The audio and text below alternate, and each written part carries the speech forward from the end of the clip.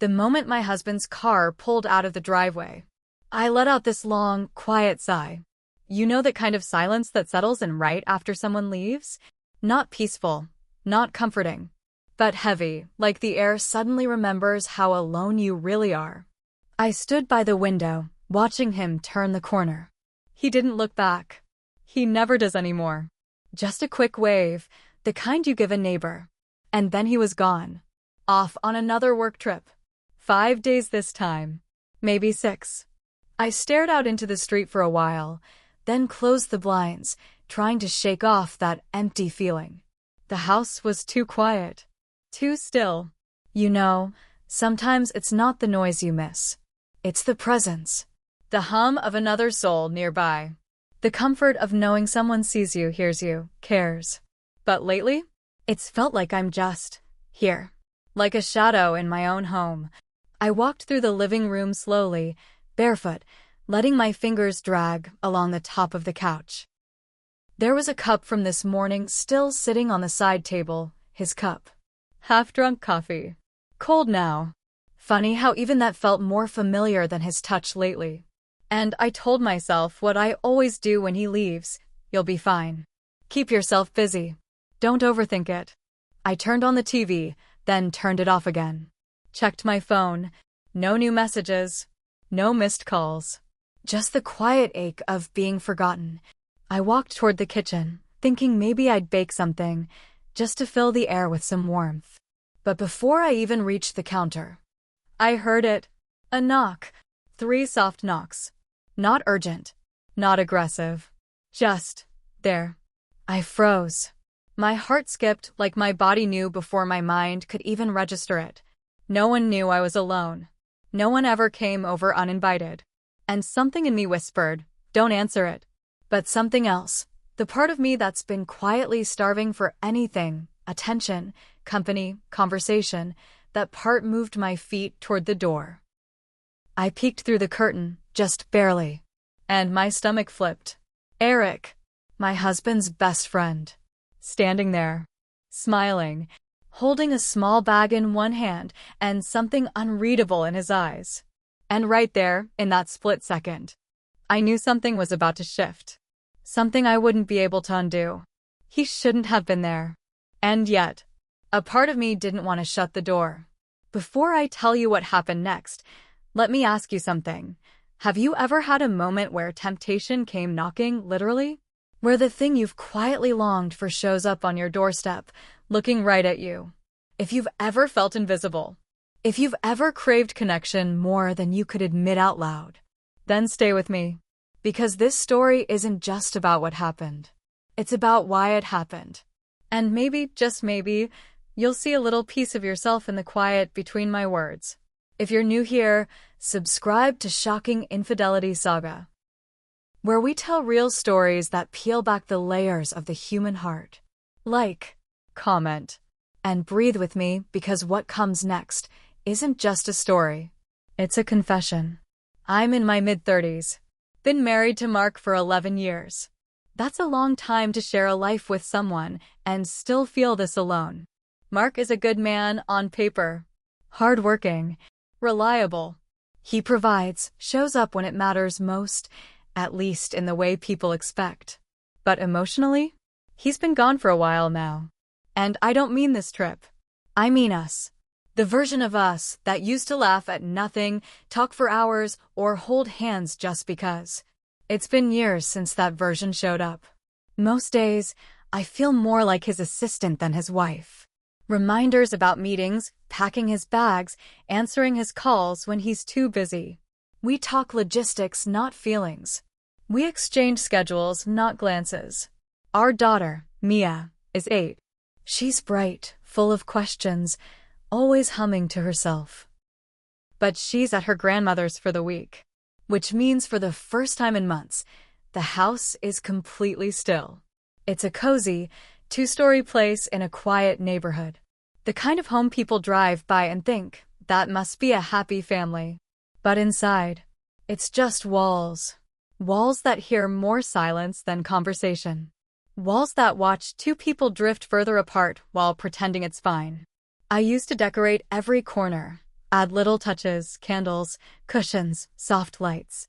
Now, I can't even remember the last time I bought something for the house. Everything feels stagnant. Like the life went out of it the same way it quietly left my marriage. And then there's Eric. Eric has known Mark since college. They've been through everything together, roommates, road trips, weddings.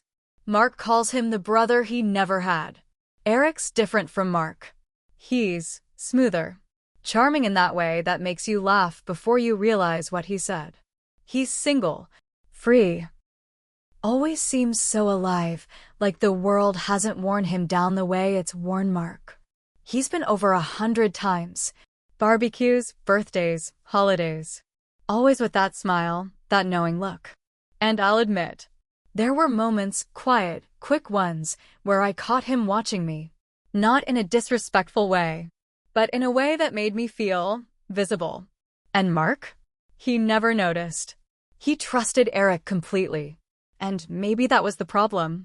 Because I never told Mark that sometimes when Eric looked at me, I didn't feel like a wife or a mother. I just felt like me. And I had missed me for a very long time. Mark had barely been gone 10 minutes. I was still standing in the kitchen, half thinking about baking something, half wondering if I should just crawl into bed and let the emptiness swallow me for the day, when it happened. A knock. Soft. 3 times. Calm. Measured. Like whoever it was, knew I was alone. I hesitated. There was no reason for anyone to knock. Not now. Not today. I hadn't told anyone Mark was out of town. Mia was with her grandma. And the neighbors? They usually text before showing up. I slowly walked to the door and peeked through the curtain. It was Eric. My stomach flipped, just a little. He was standing there, holding a small brown bag in one hand, looking like he didn't have a care in the world. He smiled when he saw me open the door. "Hey," he said casually, "I was just nearby and figured I'd drop this off. Mark mentioned he'd be out of town, so I thought maybe you could use something sweet." He held up the bag a little. "Pastries from the cafe, Mark, and I used to go to years ago, back when we still made time for Saturday mornings." I blinked. I wasn't sure what to say. It was thoughtful. Too thoughtful. I forced a polite smile. "Thanks, you didn't have to." "I know," he shrugged, stepping inside before I could really decide if I wanted him to. I was passing by anyway. He walked straight to the living room, like he belonged there. And I just stood for a second, hand still on the doorknob, trying to understand what was happening. It wasn't unusual for Eric to visit. But the timing, the way he just knew Mark was gone, and showed up within minutes. It sat strangely in my chest. I followed him in. He placed the bag on the coffee table, then flopped down on the couch like it was his. "You okay?" he asked, eyes on me, not just looking at me, but into me. I nodded too quickly. "Yeah, just tired. Quiet day." "That it is," he said, with a little smirk. "Place is too quiet without Mia." There was a pause. That kind of silence that stretches a little too long. Not awkward, just thick. Like both of us could feel the weight of something neither of us wanted to name. He leaned back on the couch, arms resting lazily along the backrest. His shirt sleeves were rolled up. His cologne faint in the air. Everything about him felt easy, familiar, present. And suddenly I was aware of how long it had been since someone looked at me like that. Like I mattered. Like I wasn't just passing time in someone else's schedule. "You really just happened to be nearby?" I asked, keeping my tone light. He didn't blink. "Would it be terrible if I said I came by on purpose?" I laughed. Softly, nervously. There was another pause. A different kind this time. Not filled with silence, but with possibility. The kind of pause where you know a choice is quietly presenting itself. Not loud, not demanding, just waiting. And in that moment, standing in my own living room, across from my husband's best friend, I felt something shift. Not dramatically, not instantly, but enough to know. This wasn't just a visit. And I wasn't just someone accepting pastries. There was a current now, subtle, slow, but unmistakable. And neither of us reached to stop it. Eric stayed longer than he needed to. We didn't plan anything. He didn't ask if he could stay. And I didn't ask him to leave. He opened the pastry bag, offered me one like we were sharing some inside joke. And just like that, the silence that had haunted the house all morning melted away. He talked about everything: work, a bad haircut he regretted, a show he'd binge-watched and thought I'd like. He made me laugh. Really laugh. The kind that caught me off guard, like I'd forgotten how it felt to actually enjoy someone's company. I sat there across from him, holding a warm cup of coffee, listening to him tell some ridiculous story about getting locked out of his apartment in nothing but boxers. And all I could think was, this feels easy. This feels alive. It was strange. The house had been so quiet just minutes before. Heavy. Cold. And now it was warm. Not because of the coffee. Not because of the pastries. Because of him. And that terrified me. Because I liked it. Too much. I kept telling myself it was innocent. It's just a visit. He's just being nice. I'm just being polite. But then he said it. You changed your hair. It was soft. Offhand. But his eyes didn't flinch when he said it. They stayed locked on mine. Like he'd noticed more than just the color. I blinked. Mark hadn't said a word when I dyed it last week. Not even a glance. But Eric? He noticed. Just like he noticed the scent of my perfume, asked if it was new. And the dress, one I hadn't worn in a while because I didn't see the point. He noticed me. And I felt my chest tighten. Because I wanted that attention. I wanted to feel seen. It wasn't about cheating. It wasn't about lines. It wasn't even about Eric. It was about the space I'd been living in. The emotional hunger I hadn't admitted. The quiet ache that came from being treated like furniture, present, but unnoticed. I hated that I liked how he looked at me. I hated that his compliments stayed with me longer than Mark's touch had in months. I hated that I looked forward to the next thing he might say. I kept sipping my coffee, trying to steady my breath. But every time our eyes met, something fluttered in my stomach. And I asked myself a question I wasn't ready to answer. Is it wrong to want to be wanted? Is it wrong to feel drawn to someone who simply pays attention when the person you married forgot how? It was just coffee. Just a conversation. Just two people catching up in a quiet house. But then why did my heart beat so loud? Why did it feel like my body was having a conversation my mouth couldn't join? And why, when he finally stood to leave, did I wish he wouldn't? After that first visit, Eric started coming by more often. Always with the same casual excuse, just checking in, making sure I wasn't lonely while Mark was gone. At first, it felt harmless. A quick coffee here. A short chat there.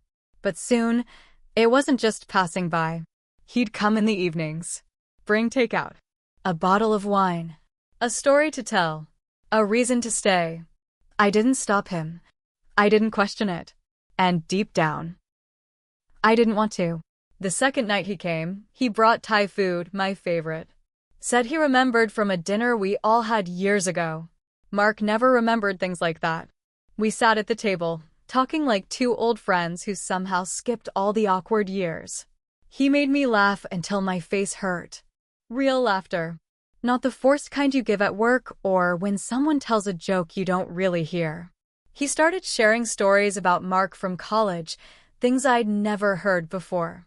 Wild nights, close calls, secret fears. Things Mark never told me. Not even in our first years together, when everything was still new and tender. And I found myself leaning in. Not just with my body, but with my heart. Because Eric made me feel something I hadn't felt in a long time. Like a woman again. Not just a wife. Not just a mother. Not just the one left behind to keep the house from falling apart. One night, after dinner, we moved to the couch. He sat close. Not too close. But enough that I could feel the heat of him next to me. The wine made everything a little softer. The lights were low. And the silence between our sentences felt thick with something unspoken. He reached for his glass, and his fingers brushed mine. Just a touch. Brief. But electric. I didn't pull away. And he didn't apologize. There was no need. Because we both felt it. That slow, creeping pull. That tension that builds not in what's said, but in what's left hanging. And each night after, that tension grew. He'd sit a little closer. Our conversations would linger longer. We'd share one more glass than necessary. And those silences? They started speaking louder than our words ever could. I didn't tell him to stop. I didn't move his hand away the night it stayed on mine a little too long. I didn't flinch when his knee touched mine under the table. But I didn't cross the line either. Not with words. Not with action. Just with permission. There was a moment. Late one night. We were on the couch. The house was quiet except for the soft hum of music from the speaker. He turned to me, his eyes a little tired, a little too open. And our faces were close. Too close. Inches apart. Breaths shared. His gaze dropped to my lips, then back to my eyes. My heart thudded in my chest. Loud. Relentless. And in that moment, all I could think was, would Mark even care? Would he even notice if something had changed? Then my phone buzzed. I reached for it with shaky hands. It was Mark. Simple message. Short. Flight got moved. I'll be home early. Love you. And, just like that, the spell cracked. The moment broke. And I was pulled back, hard and fast, into reality. But the look in Eric's eyes? That didn't go anywhere. And neither did the weight in my chest. The air between us had changed. We both knew it. I could feel it in the way Eric looked at me, like he was searching for something he hadn't dared to ask for before. And maybe I was ready to give it. My phone was still glowing beside me with Mark's message. Flight got moved. I'll be home early. Love you. I hadn't replied. I couldn't. Not while my heart was beating out of rhythm and Eric's eyes were locked on mine like they could read everything I was trying to hide. He leaned forward a little. Not enough to cross the line, but enough for me to feel every inch of tension rising between us. His voice was low, rough around the edges, barely more than a whisper. If you were mine, I'd never leave you feeling this alone. The words hit harder than they should have, because he wasn't just talking about Mark. He was talking about me. How I'd been moving through this house like a ghost. How I'd been shrinking quietly for years, smiling when I had to, pretending when I didn't want to. He saw all of it, and in that moment, I didn't feel like a wife. I didn't feel like a mother. I felt like a woman. Wanted. Present. Seen. Then, he leaned in. Slow. Gentle. No sudden move. Just a quiet crossing of a line that had been drawn in invisible ink. And I let him. For a moment. I didn't flinch. Didn't gasp. Didn't pull away. His lips touched mine. Warm. Careful. Familiar in a way that scared me. Not demanding. Not desperate. Just real. It wasn't a long kiss. But it was long enough. Long enough to say what neither of us had dared to admit. Long enough to make it impossible to pretend nothing was happening. Long enough to change everything. And then the guilt hit me. Not slowly. Not gently. But like a wave, cold, sharp, crashing hard against my chest. I pulled away. Fast. Too fast. His eyes widened just a little, but he didn't say a word. I stood up, suddenly breathless. I couldn't even look at him. I can't, I said, my voice barely above a whisper. I can't. He nodded once. No anger. No frustration. Just this quiet understanding that made it hurt even more. He stood up, picked up his jacket, and walked to the door. No dramatic exit. No final words. Just the sound of it closing behind him. Soft. Final. And then I was alone again. But this time, the silence wasn't empty. It was loud. Full of everything I had let happen. Everything I didn't stop. Everything I suddenly didn't know how to live with. I stood there, trembling. Not just from what had happened, but from the weight of what it meant. Mark came home the next afternoon. He walked through the door like nothing had changed, smiling, suitcase in hand, asking how I'd been as if the last few days had been ordinary. And I smiled back. Because I had to. Because that's what I've always done. He wrapped his arms around me in that casual, familiar way. Held me just long enough to check off the box in his mind. And as he pulled away, I forced myself to meet his eyes. But inside, everything was cracked. Thin fractures running through my chest that only I could feel. He talked while unpacking. About meetings. About traffic. About some guy on the plane who wouldn't stop snoring. I nodded. I laughed where I needed to. But it all felt distant, foggy, scripted. Because every time I looked at Mark, I saw Eric. His hands, his eyes, his words. That kiss, short, simple, but irreversible. And worse? Every time Mark touched me, a part of me flinched. Not outwardly, not in a way he could see, but deep inside, where I was trying to keep everything together. I kept waiting for Eric to reach out. A message, a call, anything, but there was nothing. Not that night. Not the next day. Not even a subtle check-in. He had disappeared completely. And in some twisted way, I wasn't sure which hurt more. That he kissed me. Or that he could walk away from it so easily. I couldn't sleep that night. I laid beside Mark, listening to the rhythm of his breathing. His back was turned. His arm flung over his pillow like always. And I stared at the ceiling, eyes wide, chest tight. The darkness felt heavier than usual. Like the room knew what I had done. Like the silence was punishing me. The next morning, Mark made coffee. Placed a cup in front of me without looking. I stared at it for too long. Because it reminded me of Eric. Everything did. The couch. The mug. The hallway. Even the way the sunlight hit the kitchen counter. It all held memories I couldn't erase. I became quieter. More careful. I avoided his gaze when I could. Said I was tired. Blamed it on hormones. Stress. The usual. And Mark, he noticed. But not deeply. He asked once if something was bothering me. I told him no.